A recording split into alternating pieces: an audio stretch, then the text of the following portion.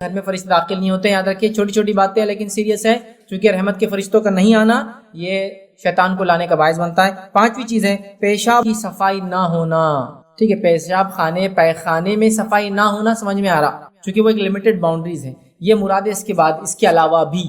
ٹھیک ہے, جیسے کہ آئیے سنی حدیث سلسلۃ الاحادیث الصحیحہ کی جو ہے یہ روایت ہے. عبداللہ بن یزید فرماتے ہیں اور کہتے ہیں کہ نبی اکرم صلی اللہ علیہ وسلم فرمایا, یہ صحابی رسول فرماتے اور کہتے ہیں کہ نبی اکرم صلی اللہ علیہ وسلم فرمایا گھر کے اندر تھال میں پیشاب کو نہ پڑا رہنے دیا جائے, کیونکہ فرشتے اس گھر میں داخل نہیں ہوتے جس میں پیشاب ہو. نیز کوئی بندہ غسل خانے میں پیشاب ہرگز نہ کرے. میں دیکھیے پیشاب اور پیخانے میں گندگی ہو سمجھ میں آ رہا, اس کو آپ صاف کر سکتے ہیں اور ایک لمیٹڈ باؤنڈریز ہے, اس سے ہٹ کر کہیں بھی پیشاب نہیں ہونا چاہیے گھر میں. جیسے حدیث میں تھال میں پیشاب نہ ہو, تو آپ تھال میں پیشاب کیوں؟ مریض, گھر میں کوئی مریض ہے, مریض کو پیشاب کرنا ہے تو ظاہر سے اٹھ کے نہیں جاتا, تو آپ کیا کرتے ہیں تھال یا کوئی آج کل اپیریٹس آتے ہیں الگ الگ ٹائپ کے وہ دیتے ہیں, مریض اسے پیشاب کرتا ہے وہ آپ نہیں رکھنا, فوراً اس کا جہاں جگہ ہے اس کو لے جا کے وہاں ختم, پیشاب پھینک کر پانی سے کھنگالو اور لا کے رکھ دو, رکھا نہیں رہنا چاہیے. سمجھے, بہت ضروری چیز ہے یاد رکھیے. خاموخواہ چونکہ پیشاب میں بدبو آتی ہے, اور یاد رکھیے فرشتوں کو بھی ان چیزوں سے گھن آتی ہے جن چیزوں سے ابن آدم کو گھن آتی ہے. پیشاب کی بدبو بہت زیادہ ہوتی ہے, یاد رکھیے انبیریبل ہوتی ہے. دیکھیے جو پیشاب خانے صاف نہیں کرتے, گندے ہوتے طہارت خانے, کتنا مشکل ہوتی ہے نا, آنکھوں سے پورے آنسو جاتے ہیں, حال برا ہو جاتا اندر جا کے آتا ہے نا, بہت خطرناک ہوتا ہے. تو پیشاب نہ ہو. میں کہوں گا بچوں کے پیشاب میں احتیاط کیجیے, بچوں کے ڈائپرز کو ادھر ادھر نہ پھینکیے, بچے جو تھالیوں پیشاب کرتے ہیں ان کو یوں ہی لڑنا نہ دیجیے, جلد سے جلد ڈسپوز کر دیجیے اگر ڈائپر ہے تو, یا دھو دیجیے اگر کوئی مرتبان ہے تو, یا کوئی اپیریٹس ہے اس کو صاف کر لیجیے, یا تھیلی میں اگر پیشاب کسی کو کنٹینیوس بیماری ہے تو جتنا ہو سکے اتنا اس کو خالی کر لے, کیونکہ تھیلی میں وہ پیک ہوتا ہے اور بدبو گرنے کے چانسز نہیں کے برابر ہوتے. کافی ہیوی بیگز آتی ہے جو میڈیکل بیگز آتی ہے جو اس کے لیے اسپیشل یوز ہوتی ہے, اور وہ مجبوری ہے اس انسان کی چونکہ اس کا پیشاب رکتا نہیں ہے اور وہ علاج کے لیے چالو رہتا ہے. سمجھ رہے بات, لیکن بھرنے نہ دیجیے, جلد سے جلد پھینک دیا کیجیے, صاف کیا پیشاب. ٹھیک ہے, تو ویسے تو طہارت خانوں کو, پیشاب خانوں کو, حماموں کو صاف رکھا کیجیے. ہونا چاہیے نہیں ہونا چاہیے طہارت خانے صاف, ہمارے ٹوائلٹس صاف ہونا چاہیے نہیں ہونا چاہیے. ہمارا حال تو پاکیزگی کا یہ ہے کہ برانڈیڈ واچ, برانڈیڈ کپڑے, برانڈیڈ چشمے, سب برانڈیڈ, اور ٹوائلٹ میں جاؤ تو ایسا لگتا ہے یہ آدمی کہاں رہتا ہے یہ. تو پتہ چلا ہم نے صرف باہری نظافت صفائی کو امپورٹنس دیا, جبکہ اصل صفائی وہی کہ جہاں جا کے آپ صاف ہوتے ہیں, اور وہ کیا ہے آپ کے ٹوائلٹس, ہے نا. پتہ نہیں لوگ کتنے دن دھوتے نہیں ہوں گے, کتنی گندی بات ہے. مطلب وہاں طہارت حاصل کرنے جا رہے ہیں وہی سب سے گندا. کچھ جگہ تو حال یہ ہے کہ ٹوائلٹس میں جا کے آؤ, اپنی طہارت خراب کر کے آؤ, اور طہارت کرنا نہیں, طہارت بگاڑ کے آتا ہوں بولنا پڑے گا ذرا, کیونکہ اتنے گندے ٹوائلٹس, اور ہم کو تھوڑا اپڈیٹ ہونا پڑے گا اس میں. ٹوائلٹس کا صاف صفائی کا ہمیں خیال رکھنا پڑے گا. نبی اکرم صلی اللہ علیہ وسلم پیشاب کے چھینٹوں سے بچنے, پیشاب اور پیخانہ کی گندگی سے بچنے اتنی احتیاط کرتے تھے, کیا بتاؤں. سمجھے آپ, طہارت خانہ تو آپ نے بنا دیا, طہارت خانے بھانڈے کا پین لگا دیا. پین سمجھتے آپ, خالی سا گول آتا ہو اور اتنا خالی 3 انچ ڈیپ رہتا ہو. اب پیشاب کیسا کرنا اس میں, جب پیشاب کی دھار جائیں گی تو 3 انچ تو اڑنا چاہیے اس کے اوپر. تو کیوں فکر ہونا چاہیے نا, اپنے طہارت کا مسئلہ ہے, اپنی صفائی کا مسئلہ ہے, تو بھانڈا کیسا ہو, فٹنگ کیسی ہو, اس کی کوالٹی کیا ہو, تاکہ پیشاب گرے تو چھینٹے نہ اڑے. اچھے کوالٹی کے جو بھانڈے ہوتے ہیں اسی لیے اتنے مہنگے ہوتے ہیں کہ تو کتنے بھی پریشر سے اس پہ دھار گرے چھینٹے باہر نہیں آئیں گے اس کے, اسی لیے اس کو پیسہ اتنے مہنگے ہوتے ہیں. تو وہ لوگ جانتے ہیں کہ باہر چھینٹے اڑیں گے تو پیشاب ایک اچھی چیز نہیں ہے, یہ بہت سارے ڈیزیز کو ٹرانسفارم کرتا ہے, اور کتنی ساری بیماریاں صرف انسان کو اس لیے ہوتی ہے کہ وہ کامن ٹوائلٹس یوز کرتا ہے, پبلک ٹوائلٹس جو صاف نہیں ہوتے ہیں. معلوم آپ کو کئی بیماریوں کا سبب وہ پبلک ٹوائلٹس ہوتے ہیں. کتنے آپ آرٹیکل اس سے پڑھ سکتے ہیں جو صاف نہیں ہوتے, آپ بنداس چلے جاتے ہیں, لیکن وہ کنٹینیوس گندگی رہنے سے ڈیزیز ڈیولپ ہو جاتے ہیں. اپنے گھر کو بھی سوچ سمجھ کے بھانڈا بٹھائیے. کتنا سوچ سمجھ کے گھڑی خریدتے ہو نا, گھڑی کیا صرف ٹائم دکھاتی ہے, طہارت خانہ بہت امپورٹنٹ ہے. اسی لیے بہت سی بار میں نوجوانوں کہتا ہوں, نوجوانوں شادی ہو رہی ہے نا تو بستر نیا خریدنا, پلنگ نیا خریدنا ضروری نہیں ہے. ٹوائلٹ تمہارا اچھا ہونا, اس کے اندر گیزر ہونا ضروری ہے تمہارے, اس لیے کہ تمہارے غسل کا مسئلہ ہے, تمہاری طہارت کا مسئلہ ہے, وہ زیادہ امپورٹنٹ ایشو ہے. پتہ چلا روم تو ایسا سجا دیا کسی کو انتہا نہیں, اور ٹوائلٹ ایسا کہ اندر گئے تو وہیں چکر کھا گر جانا آدمی نہیں, اس کو چونکہ عادت ہو جاتی ہے ڈیلی جانے سے. ہاں وہ ہے اصل چیز صاف صفائی. کچھ قوموں کا حال یہ ہے, جو لوگ کمپنیز وغیرہ میں ہوں گے, چائنیز یا جاپانیز لوگوں کو خاص طور سے آپ دیکھیں, اگر آپ سے کوئی ڈیل کرنا ہے تو پہلے وہ ٹوائلٹ کو ہی جائیں گا آپ کے, اور پھر آ کے فائنل ڈیل کریں گا آپ سے, کیونکہ وہ آپ پہ جب تک اعتماد نہیں کریں گا جب تک کہ وہ دیکھ نہ لے کہ آپ صفائی کے معاملے میں کیسے ہیں, اور اس کا پیمانہ صفائی کا آپ کا طہارت خانہ ہوتا ہے, اور بہت صاف صفائی کی عادی ہے. جاپانیز ٹوائلٹس تو آپ کو یہ کاسٹ میں ملیں گے کہ 20 لاکھ 25 لاکھ اور 30 لاکھ کے بھانڈے آتے ہیں ان کے ساتھ. آپ بولیں گے ایسا کیا کرتا ہے اس پہ, تو آپ نیٹ پہ جا کے دیکھ لیجیے کیا کیا کرتا ہے اس پہ, کہ میں نہیں بتا سکتا. اتنے کاسٹلی, گرم ٹھنڈا, ایسے بھی کہ جو آپ کے بیٹھنے سے پہلے آپ کے باڈی ٹیمپریچر کے حساب سے اپنے آپ کو سیٹ کر لے تاکہ بیٹھتے ٹھنڈا نہ لگے, ایسے بھی کوالٹی کے. پانی کا سسٹم, الیکٹرانک, پورا دھلانے کے لیے ہاتھ نکل رہا ہے, سب چیز, مطلب کچھ اس کو یوز کرنے کی ضرورت نہیں. اتنے سوفسٹیکیٹڈ یوز کرتے ہیں، بہت صاف رکھتے ہیں، اور آپ کو پتا ہے وہ ہر چیز اسی میں کرتے ہیں. ان کو خے بھی کرنا تو بھانڈے منہ ڈال کے کرتے ہو، واقعی میں اتنا صاف رکھتے ہیں. ان کو خے ہے تو ہمارے پاس واش بیسن کی طرف بھگتا آدمی، وہ لوگ بھانڈے کی طرف بھگتے اس کو پکڑ کے کریں گے خے اس کے، کیونکہ اتنا صاف رکھتے ہیں. بچے کے لیے چھوٹی ہائٹ کا، بڑے کے لیے بڑی ہائٹ کا. صفائی. پیشاب جس گھر میں ہوتا ہے، مرتبان میں، پینس میں، یوں ہی پھیلاوا گراوا، ٹوائلٹ گندا ہونا سمجھ میں آ رہا، وہاں تو صاف ہونا منع ہے، کیوں تو فرشتے نہیں آتے چونکہ اس کی بدبو گھن کے وجہ سے، واللہ عالم جو بھی وجوہات ہیں، تو پیشاب ہو نہیں آتے. اور کوئی بھی ہرگز غسل خانے میں پیشاب نہ کرے، غسل خانے میں پیشاب نہیں کرنا چاہیے. اب اس پہ علماء کے مختلف فتاوے ہیں کہ وہ غسل خانے اس زمانے میں ٹائلز وغیرہ نہیں ہوتے تھے، مٹی ہوتی تھی، اور مٹی پہ وہ غسل کرتے تھے، پانی نیچے جذب ہو جاتا تھا اس ٹائم، اس وجہ سے منع کیا گیا. آج چونکہ سوفسٹیکیٹ ہوتے ہیں، سسٹم ہوتا ہے، موہری ہوتی ہے، فلشز ہے، پانی بہت زیادہ عام طور سے مل جاتا ہے، فتاوے ایک الگ بات ہے، لیکن عام بات یہ کہ احتیاط کرو تو بھیا اچھا، چونکہ حدیث میں مت کرو تو مت کرو. سمپل. اٹیچ ٹوائلٹ ایک الگ چیز ہے، غسل خانہ اور ٹوائلٹ اگر اٹیچ ہے تو ایک الگ مسئلہ ہے، یاد رکھیں، کیونکہ وہاں ٹوائلٹ کا ایک اسپیسیفک جگہ ہے، غسل خانے کی اسپیسیفک جگہ ہے.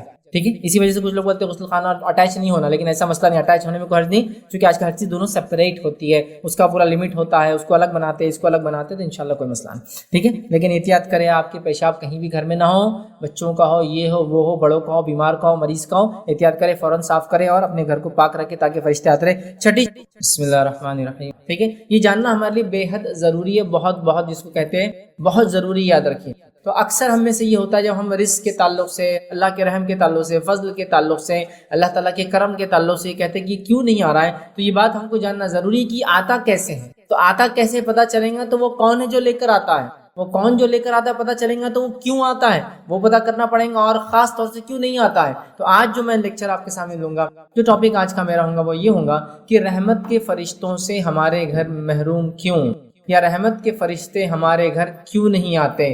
کیونکہ یاد رکھیے رحمت کے فرشتوں کا ہمارے گھروں پر نازل ہونا بہت زیادہ اہم ہے، اور یہ بات میں سمجھتا ہوں سب کے سامنے واضح ہے، مجھے بہت زیادہ ڈیٹیل میں جاننے کی ضرورت نہیں کہ رحمت کے فرشتوں کا نازل ہونا برحق ہے، یہ بالکل حق ہے، اس میں کوئی دو رائے نہیں ہے، کوئی دو اوپینین نہیں یاد رکھی. کہ تو اللہ تعالیٰ جب اپنی رحمت کو دنیا میں بھیجتا ہے تو وہ اپنے فرشتوں کے ذریعے بھیجتا ہے، اور اللہ تعالیٰ جب کسی پر رحم کرنا چاہتا ہے، جود اور کرم کرنا چاہتا ہے، فضل کرنا چاہتا ہے، تو اپنے مقرب فرشتوں کی بات بیان کر دیتا ہے، اور وہ مقرب فرشتوں سے نکلتے ان فرشتوں تک آتی ہے جو فرشتے چیزوں کو ایکسیکیوٹ کرتے ہیں، مطلب وہ فرشتے جو چیزوں کو عمل میں لاتے ہیں وہاں تک آتی ہے، اور وہاں سے وہ چیزیں ہم تک پہنچتی ہے. آئیے ایک چھوٹی سی مثال لے لیجیے. مثال ہے اللہ کے رسول صلی اللہ علیہ وسلم فرماتے ہیں جب اللہ رب العزت کسی سے محبت کرتا ہے، اللہ رب العزت کسی سے محبت کرتا ہے تو وہ جبرائیل علیہ السلام کو بلاتا اور کہتا ہے جبرائیل کیونکہ میں اس سے محبت کرتا ہوں لہٰذا تم اس سے محبت کرو، اور جبرائیل علیہ السلام محبت کرنا شروع کر دیتے ہیں. جبرائیل علیہ السلام دیگر فرشتوں کو بلا کر کہتے ہیں کہ چونکہ اللہ اس سے محبت کرتا ہے لہٰذا میں اس سے محبت کرتا ہوں، لہٰذا تم ان سے محبت کرو اس بندے سے، اور وہ فرشتے محبت کرنے لگ جاتے ہیں.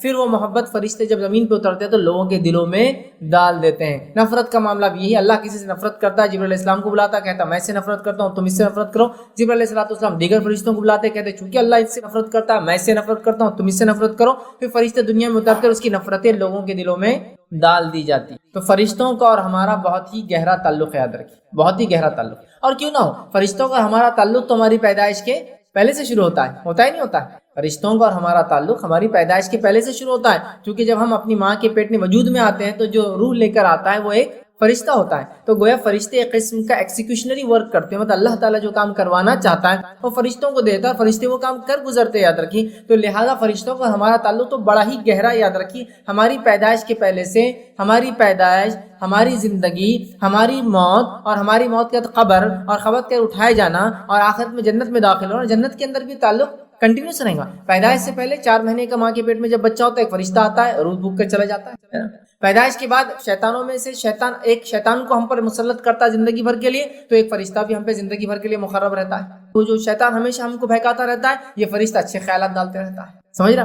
دن کی صبح گھر سے نکلنے سے لے کر اللہ کے رسول فرماتے ہیں یا تو تم شیطان کے جھنڈے تلے ہوتے ہو یا تو فرشتے کے جھنڈے تلے ہوتے ہو، یا تو تم شیطان کی بات سنتے ہو یا تو فرشتے کی بات سنتے ہو. ایسا کہ شیطان خراب باتیں ڈالتا ہے اور فرشتہ اس کے رد میں باتیں ڈالتا ہے، اچھائی باتیں ڈالتا ہے. اگر اچھائی کر گزرتے ہیں تو فرشتے کی بات مان لیتے، برائی کر گزرتے شیطان کی بات مان لیتے، تو گویا پوری زندگی ساتھ ہے. ٹھیک ہے، اعمال ہمارے ہر ہفتے اور ڈیلی جا رہے ہیں، عصر اور فجر میں فرشتے لے جا رہے ہیں، ہر ہفتے جا رہے ہیں جمعرات کو فرشتے لے جا رہے ہیں، سال کو سال معاملہ قدر میں طے ہو رہا ہے فرشتے یہ کام کر رہے ہیں. انسان کی موت کا وقت قریب ہے، فرشتے آ رہے ہیں. زندگی میں اچھا کام کر رہا ہے، دعائیں کر رہے ہیں. رحمت برسا رہے ہیں، اللہ کا جود کرم اور فضل لے کر آ رہے ہیں، ہے نا، خوشخبری اور بشارتیں لے کر آ رہے ہیں، ہے نا، خواب کے ذریعے، دل میں اچھے خیالات کے ذریعے. اور اس کے بعد انسان مرنے پہ آیا تو فرشتے لینے آ گئے، جیسا پہلے ڈالنے آئے تھے روح اب لینے آ گئے، لے کر چلے گئے، اچھا تھا تو اس کے ساتھ اچھے معاملے کر رہے ہیں. آسمان پہ پہلے آسمان، دوسرے، تیسرے، چوتھے، پانچویں، چھٹے، ساتویں تک جا رہا ہے، استقبال ہو رہا ہے. اللہ کہہ رہا ہے کہ اس کو میں زمین سے پیدا کیا تھا، اس کو زمین سے اٹھاؤں گا، واپس لا کے دفنا دیا جا رہا ہے. برا انسان ہو رہا ہے، اسے بھی نکالا جا رہا ہے اور اس کے ساتھ بہت برا عمل کیا جا رہا ہے. مرنے کے بعد خبر میں ڈال دیے جا رہے ہیں، پھر آ جا رہے ہیں فرشتے، سوال و جواب کر رہے ہیں. اس کے بعد روز قیامت پھر ہم اٹھائے جائیں گے، فرشتے موجود ہوں گے، جنت میں ہمارا استقبال کیا جائے گا، جہنم میں لوگوں کو دھکے دے کے ڈالا جائے گا. تو فرشتوں کا ہمارا تعلق بہت گہرا ہے.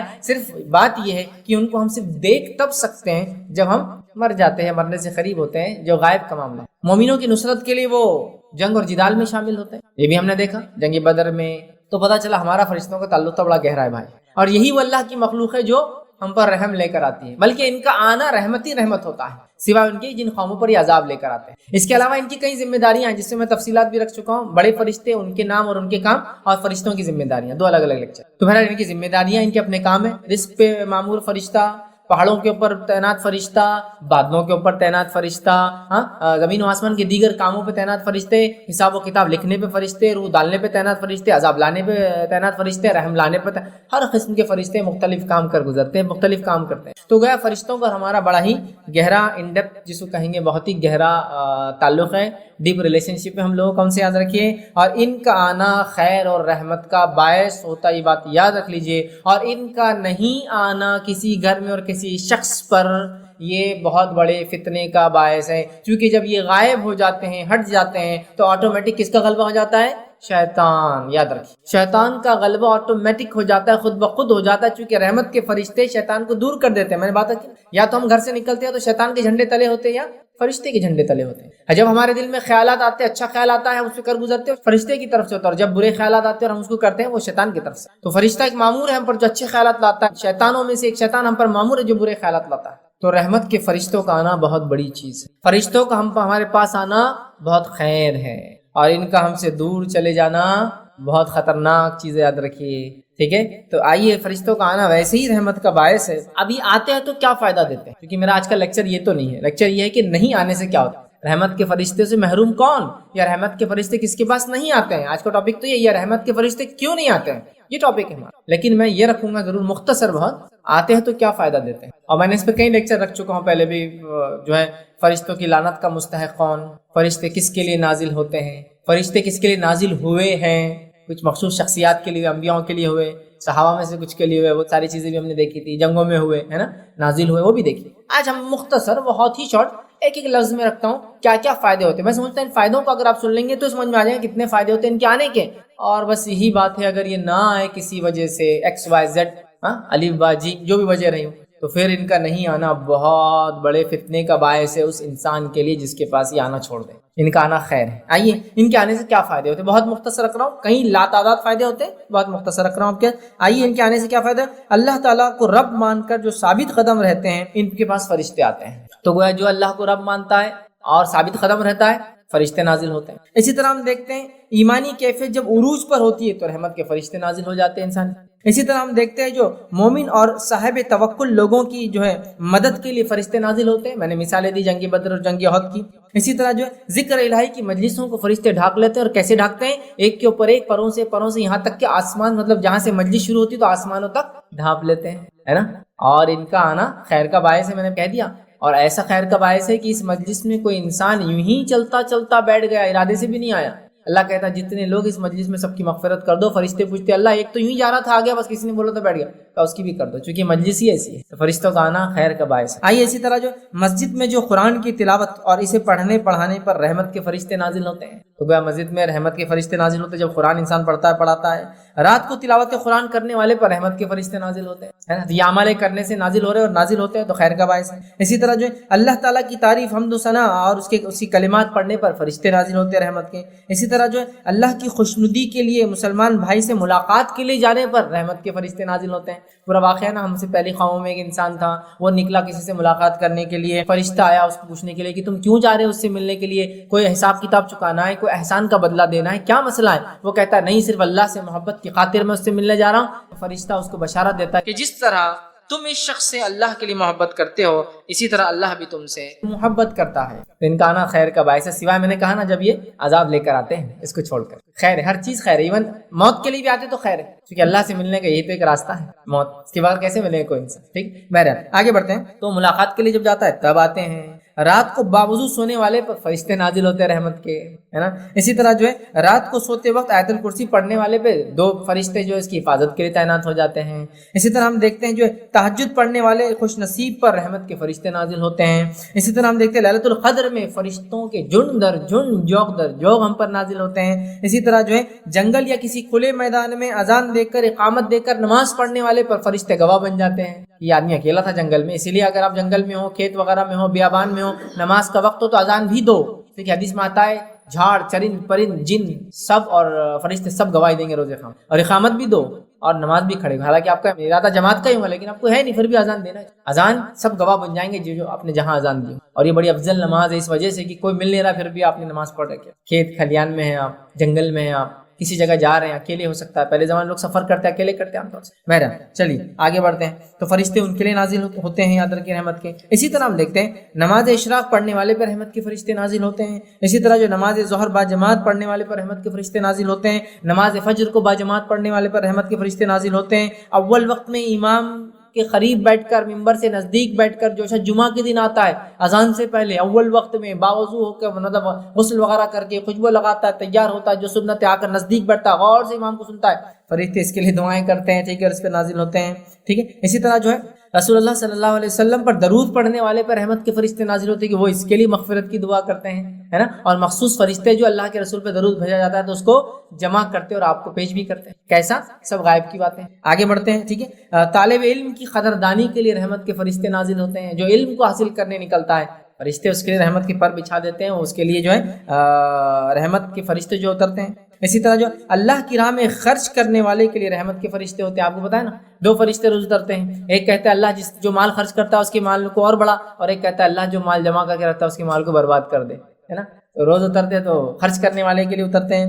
اسی طرح جو ہے ظالم رشتہ داروں پر حسن سلوک کرنے والے کے لیے رحمت کے فرشتے نازل ہوتے ہیں کہ رشتہ دار ظالم ہے پھر بھی یہ اچھا سلوک کرتا ہے۔ اس طرح مسلمان بھائی کے لیے اس کے عدم موجودگی میں دعا کرنے والے کے لیے فرشتے رحمت کی دعا کرتے ہیں، مطلب ایک بھائی ہے مصیبت میں اور آپ اس کو بغیر بولے اس کی غیر موجودگی میں اس کے پیٹھ پیچھے اس کے لیے دعا کرتے ہیں، فرشتے آپ کے لیے وہ دعا کرتے ہیں، یہ یہاں بھی ہوتے ہیں۔ اسی طرح مریضوں کی عیادت کرنے والے کے لیے 70,000 فرشتے رحمت کی دعائیں کرتے ہیں، کب تک، صبح گیا تو شام تک اور شام گیا تو صبح تک۔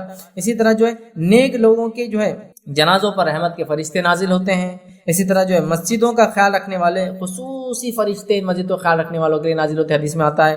اسی طرح جو ہے مومنوں کی مدد کے لیے فرشتے جو نازل ہوتے ہیں، جس کی مثال بہرحال میں نے پہلے آپ کو دے دی، جنگوں میں نازل ہوتے ہیں۔ تو گویا فرشتے بہت بہت بہت سارے کاموں کے لیے نازل ہوتے ہیں، اور ان کا آنا ہمارے لیے خیر اور باعث ہے، رحمت کا باعث ہے، اور ان کا نہیں آنا، عدم موجودگی، ایبسنٹ رہنا بہت خطرناک بات ہے، یاد رکھیے۔ اب آئیے میں آپ کے سامنے وہ نقطے رکھتا ہوں، وہ باتیں رکھتا ہوں، وہ وجوہات رکھتا ہوں جو وجوہات مجھے ملی ہے، میں نہیں کہہ رہا ہوں یہی وہ وجوہات ہے، اور بھی ہو سکتی واللہ عالم، لیکن مجھے 13 وجوہات ملی ہے۔ ان وجوہات کی بنیاد پر فرشتے رحمت کے نہیں آتے، اور فرشتوں کا نہیں آنا اللہ کی رحمت سے محرومی کی وجہ بنتا ہے، ٹھیک۔ آنے سے کتنے فائدے ہوتے اور کیوں آتے، میں نے کچھ مثالیں آپ کے سامنے رکھی، یہاں آتے یہاں آتے یہاں آتے یہاں آتے، لیکن اب آپ قرآن پڑھ رہے ہیں لیکن پھر بھی فرشتے نہیں آ رہے ہیں، آپ گھر میں ہیں لیکن فرشتے نہیں آ رہے، کیوں نہیں آ رہے؟ چونکہ یہ نہیں آئیں گے تو کون آئیں گا؟ شیطان آئیں گا۔ جب رحمت کے فرشتے غائب ہو جائیں گے تو شیطان ہوں گا وہاں، یاد رکھیے۔ تو لہٰذا اگر ہم چاہتے ہیں کہ رحمت کے فرشتے آئیں تو وہ کام ہم بالکل بھی نہ کریں جن کاموں کے کرنے سے یہ نہیں آتے۔ تو آئیے وہ کیا کام ہے جن کے کرنے سے فرشتے گھر میں نہیں آتے، رحمت کے فرشتے نازل نہیں ہوتے، فرشتے دور چلے جاتے ہیں، تو یقیناً اسپیس تو نہیں رہیں گی، خلا تو نہیں رہیں گی، شیطان وہاں داخل ہو جاتا ہے۔ وہ چند نکات آپ کے سامنے رکھوں گا، باتیں سننے میں معمولی لگیں گی لیکن یہی باتوں کے کرنے سے فرشتے نہیں آتے۔ آپ بولیں گے ارے یہ تو کیسا، اس سے کیسا بچے ہم؟ اب اس سے کون بچا ہے؟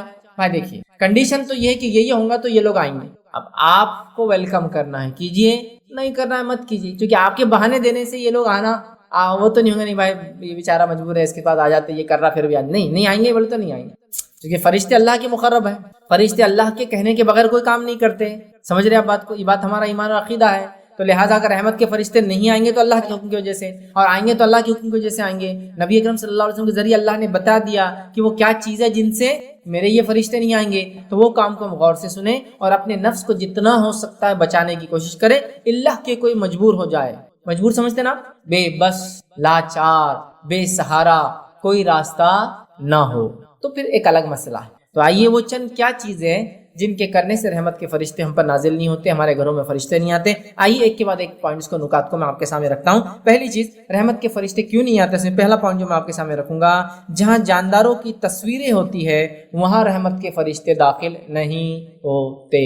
جہاں جانداروں کی تصویریں ہوتی ہے وہاں رحمت کے فرشتے نہیں آتے، بس یہ بات یاد رکھیں۔ اب کتنے بد نصیب اور کتنے محروم ہیں ہم میں سے بہت سارے لوگ جنہوں نے خواہ مخواہ کے جانداروں کی تصویریں گھر میں لگا کر فرشتوں سے اپنے گھروں کو محروم کر لیا۔ آئیے واقعہ سنتے کیا ہوا تھا جو اللہ کے رسول صلی اللہ علیہ وسلم نے یہ بات بیان کی۔ سنی واقعہ، صحیح بخاری کا واقعہ ہے۔ عائشہ رضی اللہ عنہا فرماتی، ماں عائشہ فرماتی اور کہتی ہیں کہ نبی اکرم صلی اللہ علیہ وسلم کے لیے میں نے ایک تکیہ بھرا تاکہ اللہ کے رسول صلی اللہ علیہ وسلم اس کا ٹیک لے، اس سے آرام کریں۔ تکیہ بھرا جس پر تصویریں بنی ہوئی تھی، تو وہ پلو پر وہ جو تکیہ تھا اس پہ جو غلاف تھا، اس غلاف پہ تصویریں بنی ہوئی تھی، شکلیں بنی ہوئی تھی۔ اور تصویر سے مراد صورت کا ہونا ضروری ہے، اگر چہرہ غائب ہو جائے تو پھر وہ تصویر نہیں کہلاتی، یاد رکھ۔ تو اس پہ تصویر بنی ہوئی تھی، صورت بنی ہوئی تھی، جو میں نے اللہ کے رسول صلی اللہ علیہ وسلم کے لیے بھرا تھا، مطلب بنایا تھا۔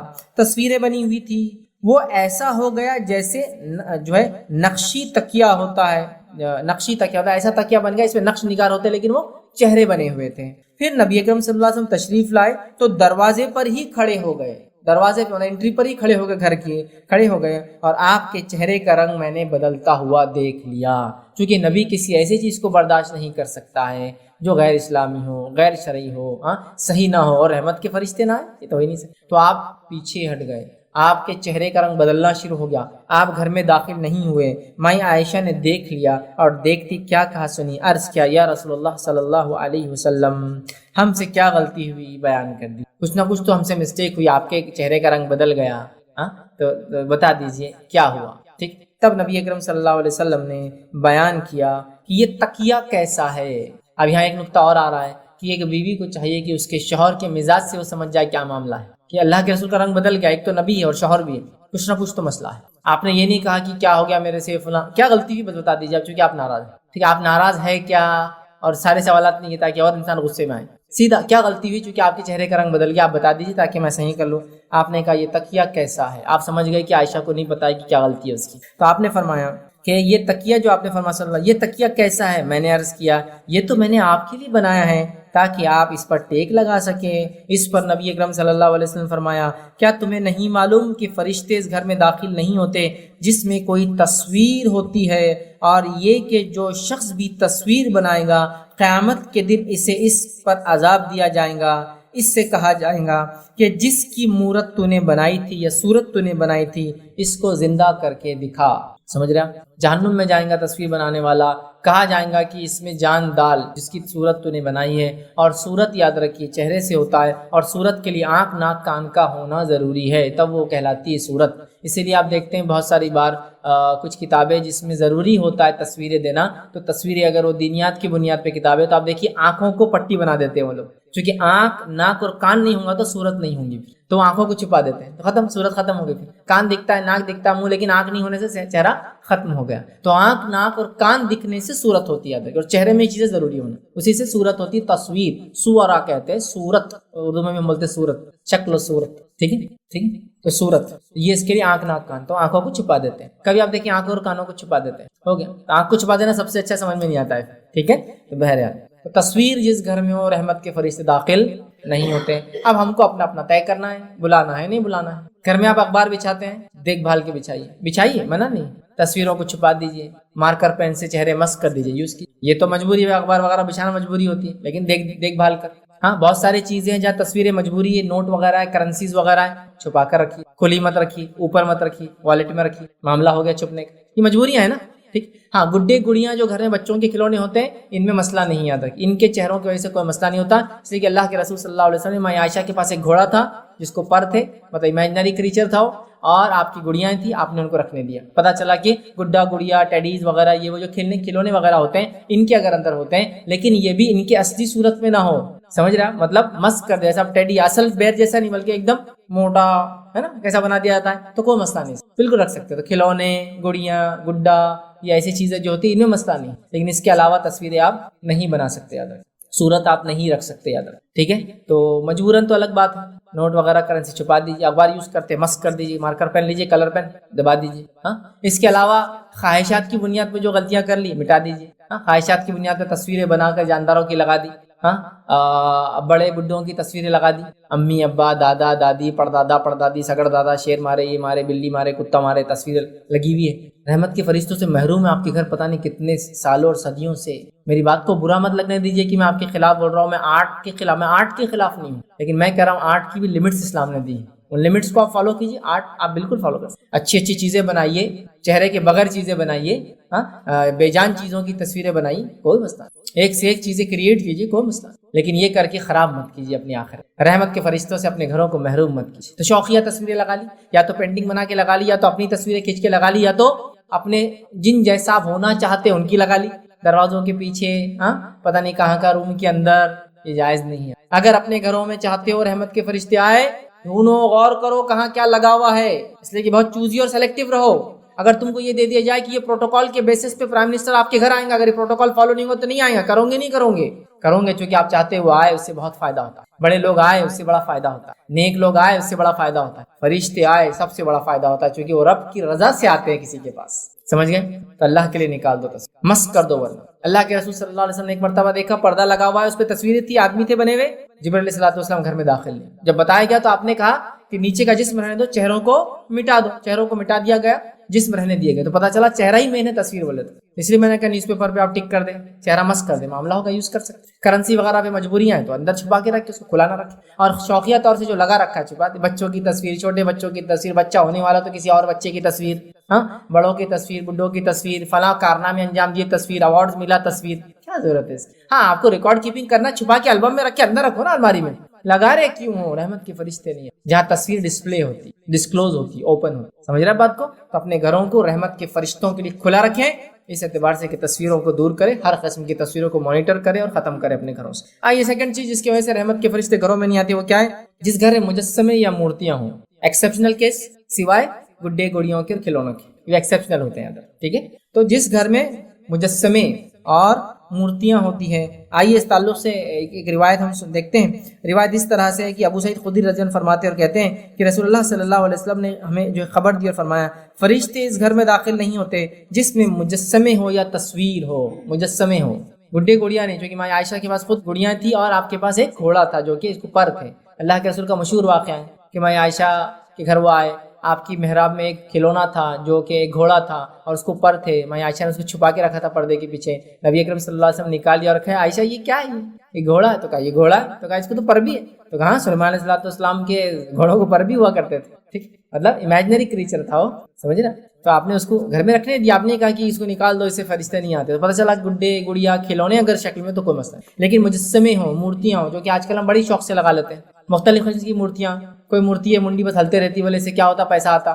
وہ بیچارے کو تکلیف دے کے آپ کو پیسہ کیسا آتا؟ میرے کو تو سمجھ میں نہیں آتا ہے نا. ایک رہتا ہو بیچارہ موٹا، میں نام نہیں لے سکتا چونکہ ٹریڈ مارک اور لائسنسنگ کے مسئلے ہوتے، لوگوں کے کاپی رائٹ ہوتے، بیچنا چونکہ جائز ہے.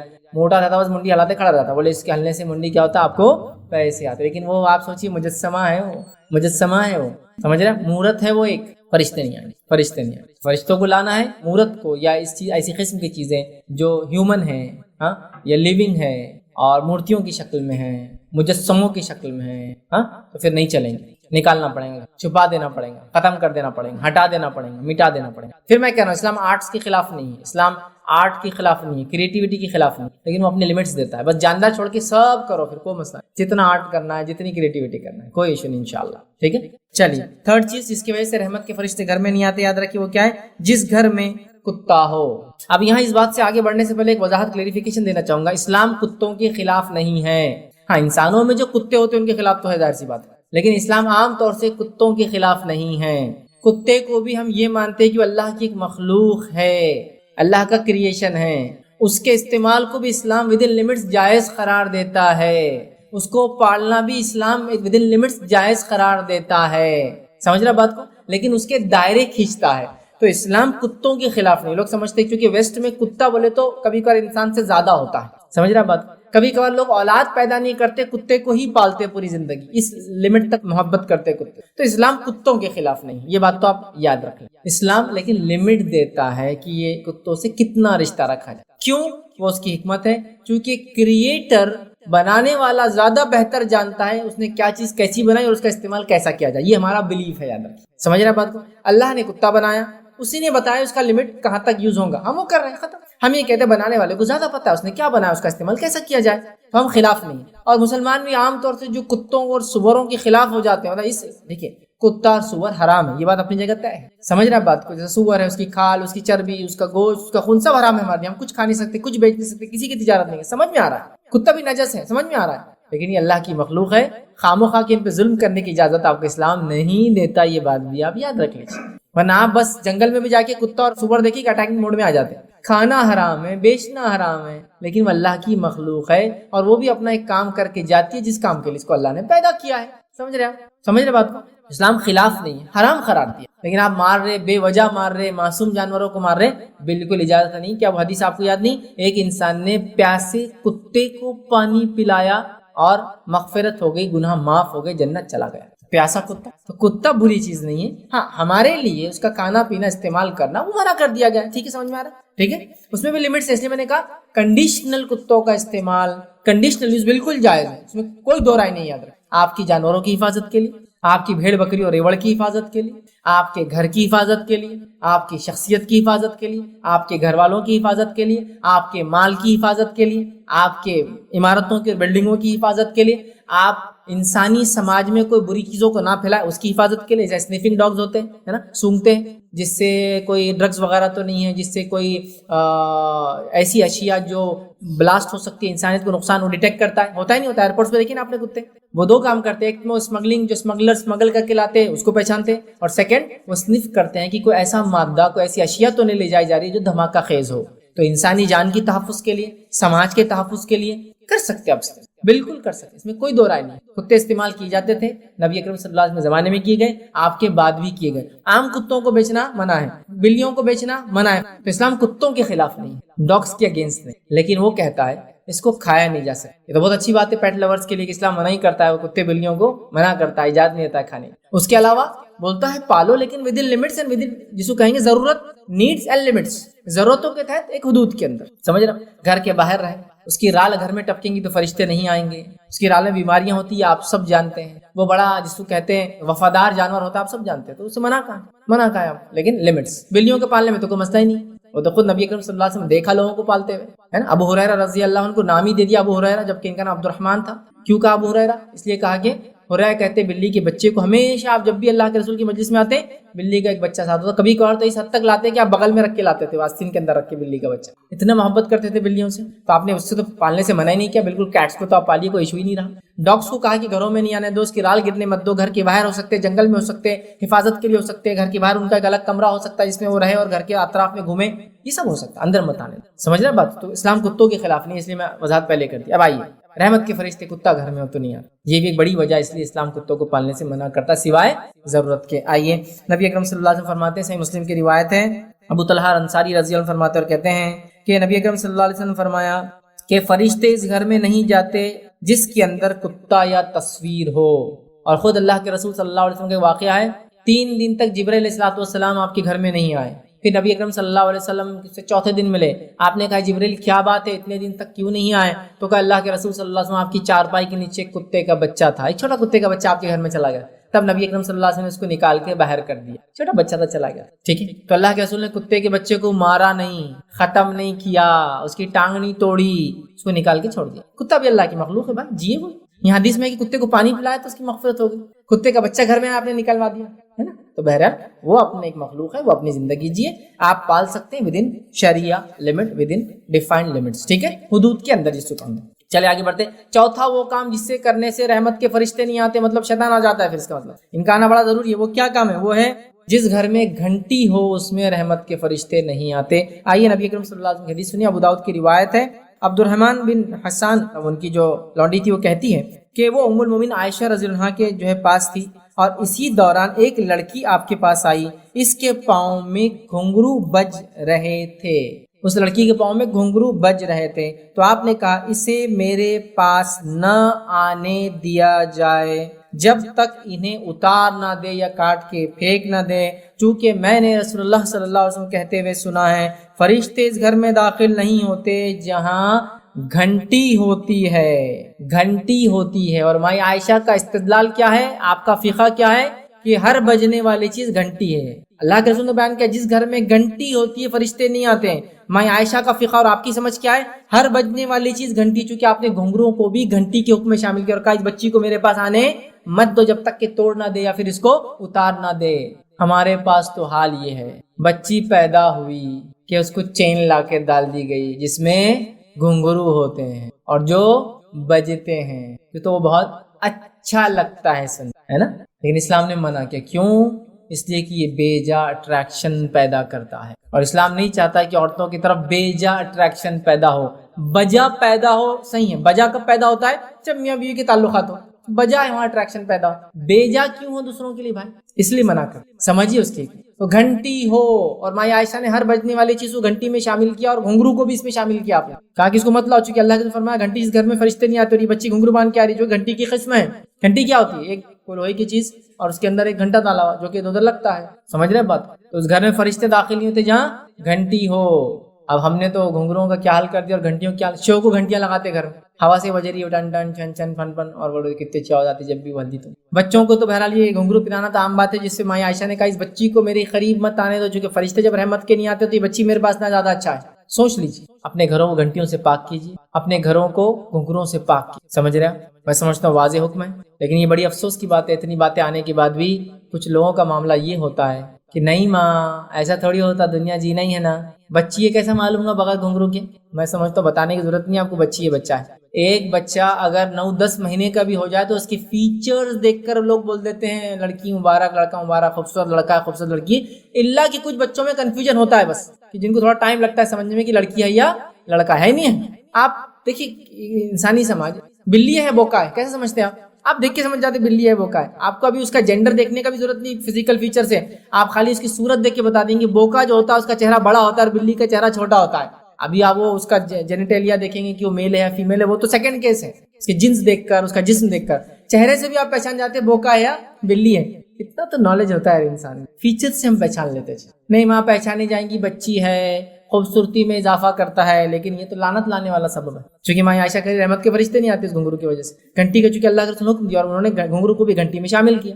سوچ لیجیے کیا کرنا ہے۔ تو گھنٹی جس گھر میں ہو فرشتے داخل نہیں ہوتے، ماں عائشہ کہتی گھنگرو بھی اگر ہو تو گھنٹی کے حکم میں وہ بھی نہیں ہوتا۔ آئیے پانچویں چیز جس کی وجہ سے گھر میں فرشتے داخل نہیں ہوتے، یاد رکھیے چھوٹی چھوٹی باتیں ہیں لیکن سیریس ہے، چونکہ رحمت کے فرشتوں کا نہیں آنا یہ شیطان کو لانے کا باعث بنتا ہے۔ پانچویں چیز ہے پیشاب کی صفائی نہ ہونا، ٹھیک ہے، پیشاب خانے پیخانے میں صفائی نہ ہونا، سمجھ میں آ رہا، چونکہ وہ ایک لمیٹڈ باؤنڈریز ہے، یہ مراد ہے، اس کے بعد اس کے علاوہ بھی، ٹھیک ہے، جیسے کہ آئیے سنی حدیث سلسلۃ الاحادیث الصحیحہ کی جو ہے یہ روایت ہے، عبداللہ بن یزید فرماتے ہیں اور کہتے ہیں کہ نبی اکرم صلی اللہ علیہ وسلم فرمایا، یہ صحابی رسول فرماتے اور کہتے ہیں کہ نبی اکرم صلی اللہ علیہ وسلم فرمایا گھر کے اندر تھال میں پیشاب کو نہ پڑا رہنے دیا جائے، کیونکہ فرشتے اس گھر میں داخل نہیں ہوتے جس میں پیشاب ہو، نیز کوئی بندہ غسل خانے میں پیشاب ہرگز نہ کرے۔ میں دیکھیے پیشاب اور پیخانے میں گندگی ہو، سمجھ میں آ رہا ہے، اس کو آپ صاف کر سکتے ہیں اور ایک لمیٹڈ باؤنڈریز ہے، اس سے ہٹ کر کہیں بھی پیشاب نہیں ہونا چاہیے گھر میں۔ جیسے حدیث میں تھال میں پیشاب نہ ہو، تو آپ تھال میں پیشاب کیوں؟ مریض، گھر میں کوئی مریض ہے، مریض کو پیشاب کرنا ہے تو ظاہر سے اٹھ کے نہیں جاتا، تو آپ کیا کرتے ہیں؟ تھال یا کوئی آج کل اپیریٹس آتے ہیں الگ الگ ٹائپ کے، وہ دیتے ہیں، مریض اسے پیشاب کرتا ہے، وہ آپ نہیں رکھنا، فوراً اس کا جہاں جگہ ہے اس کو لے جا کے وہاں ختم، پیشاب پھینک کر پانی سے کھنگالو اور لا کے رکھ دو، رکھا نہیں رہنا چاہیے، سمجھے؟